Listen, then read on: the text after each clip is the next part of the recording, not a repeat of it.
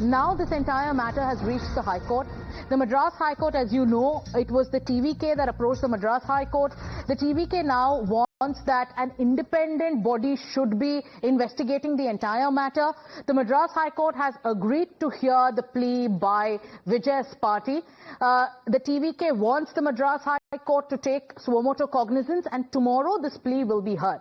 So the entire matter has now reached the High Court, with the TVK reaching. My colleague Dharani is with us. Dharani, you are reporting from Chennai. You were outside Vijay's house a few moments ago, and we saw there was protest. We also saw how the security was heightened outside his residence with more than 15 cops who were deployed there. Moments ago, there were protests, there was anger that was resonating there, and now we have an update coming in from the High Court. Tell our viewers all about it.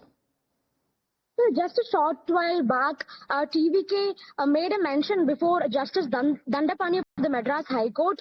In their mention, TVK urged the Madras High Court to take suo motu cognizance of this matter, and they also told that an independent investigative agency should be probing this stampede, especially CBI. If there is a possibility of a CBI inquiry, the Madras High Court should consider ordering a CBI probe into this matter, is what TVK mentioned in front of Justice Dandapani of the Madras High Court. And now we're given to understand that the Madras High Court has in fact accepted the TVK's mention, and this hearing is likely to take place around 2:30 p.m. tomorrow. Even though it's Sunday tomorrow, since this is a matter of emergency, the Madras High Court has accepted to hear this matter around 2:30 p.m. Tomorrow. So the hearing will take place around 2:30 p.m. In the Madurai bench of the Madras High Court, is what sources tell us. So TVK is seeking a probe, an independent probe by an investigative agency, and they would prefer CBI for this matter. They are pushing for a CBI investigation in this matter. They feel that only a CBI investigation will be fair and transparent, and they do not have any hope in police department, is what one can assume, because if they are asking for a CBI probe, it automatically means that they are not fully entrusting the state police department to do a fair and transparent probe. Right. So now the focus is going to be on who probes the entire matter. Remember, it is the state government that has ordered a one-man judicial inquiry into the case. Chief Minister M.K. Stalin went to Karur late in the night, met the victims and also assured families. Let me go across to Pratibha. Pratibha, now the focus slowly seems to be shifting on the questions on the state. There are allegations from both EPS and also the Bharatiya Janata Party about the allocation of the venue. You have been on the ground since 7 o'clock. You've been talking to people. Is there any merit to the charge that has been leveled that, deliberately a small venue was given to Vijay? There was power cut more than 2 to 3 times, as mentioned by the Tamil Nadu BJP chief.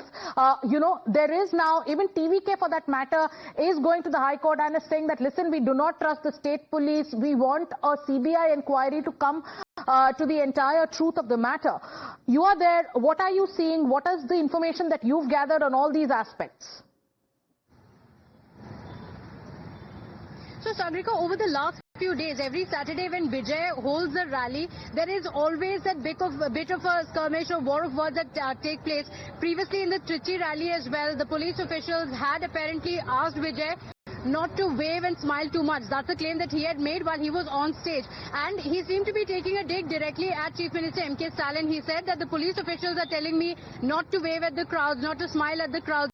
Is even a smile a problem now for the Chief Minister? That's the kind of a dig that he took. So any restrictions that were coming in from the police officials were also being put up by Vijay's TVK as their own political might. In fact, previously when 11 conditions had been laid down by the Tamil Nadu police for the very first rally of Vijay as well, he had gone on to say that this is a clear show that the Chief Minister is nervous of my popularity. For nobody else there are so many restrictions. Only for Vijay's rally there are 11 restrictions that have been placed. So the police officials back then as well had spoken about these restrictions. Now the question comes in, was it because Vijay is also a much bigger star, he could see a much bigger crowd? Was that the reason restrictions had been put in place?